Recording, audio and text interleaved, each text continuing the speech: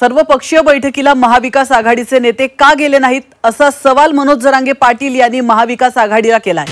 विरोधक आले नाही पण सरकारने आरक्षण देऊन टाकायचं होतं, एकमेकांच्या मागे लागून कारण का देता असा सवाल करत जरांगेंनी सरकार आणि विरोधकांना देखील धारेवर धरलाय।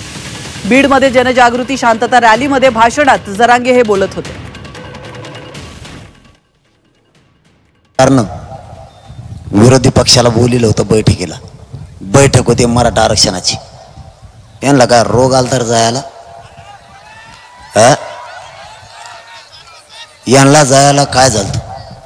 मराठा आरक्षण ओबीसी आरक्षणातून द्यायचं का नाही द्यायचं असं त्यांचं म्हणणं आहे बरं का। मी मीडियात ऐकलंय त्यांचं म्हणणं आहे ओबीसीतून मराठ्याला आरक्षण द्यायचं आणि ओबीसीतून आरक्षण देण्यासाठी ती बैठक होती। मग याने जाऊन म्हणायचं ना, या विरोधक कोण येते महाविकास आघाडीवाली द्या ओबीसीतून म्हणून, तुम्ही लपन कोण बसले? मराठ्याचं मतदान घ्यायला गोड लागत का? तुम्ही सरकार आहे, नाही कोणी आला तर नाही आला, तुमची राजकीय इच्छाशक्ती आहे ना?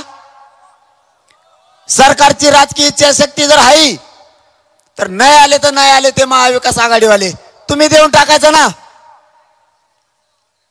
किती दिवस तुम्ही म्हणणार हेव नाही आला आणि तेव नाही आला, मग ते नाही आले म्हणून काय मराठ्याला आरक्षण नाही द्यायचं का? आता विरोधक नाही आले म्हणून तुम्हाला कारण सापडले, ते नाही आलेत नाही आले हिंदू त्यांना वाड्या वाकडीने इकडं नाही आले आणि कुठं तुम्ही द्या ना, तुम्हाला द्यायचं नाही। मला तर असा डाऊट यायला लागलाय हे दोन्ही सारखेच आहेत।